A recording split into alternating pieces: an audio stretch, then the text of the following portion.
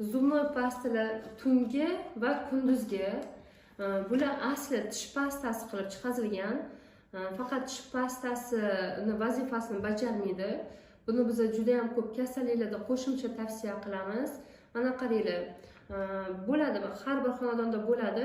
Birdaniga katta kichik yoshdagi insonlar kuyib qolishi mumkin. Kuyib qolgan paytda biz ko'proq qora pastani tavsiya qilamiz.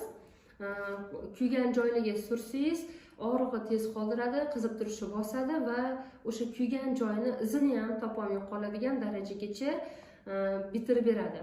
Keyin og'iz bo'shlig'ini to'liq davolaydi bu narsa.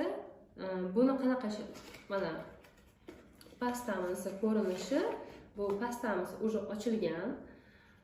Ozgina mana buni ozgina mana shunday tartibda siqib olamiz va buni shimsiy bo'ladi. Men sizlarga ko'rsatib beraman. Buni shimsiy nimaga foyda? Ya'ni biz pastalarni shimadigan bo'lsak, bu bizani oshqozon ichak kasalliklarida, parazit tushirishda, oshqozon og'rigan paytda yoki jig'ildon qaynagan paytda, ovqatlar hazm bo'lmayotgan paytda biz xuddi shunaqa tarzda shimsigan bo'ladi yoki ozgina suvga aralashtirib ichsak ham bo'ladi. Keyin mazasi unaqa yoqimsiz emas, mazasi yoqimli. Yana bitta narsani aytib o'taman, tomoq og'rig'ida.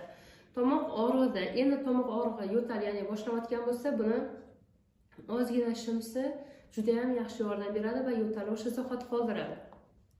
Buni agar o'sha tomoqlar ishib, ilinglab ketgan bo'lsa, unda shimish kerak emas.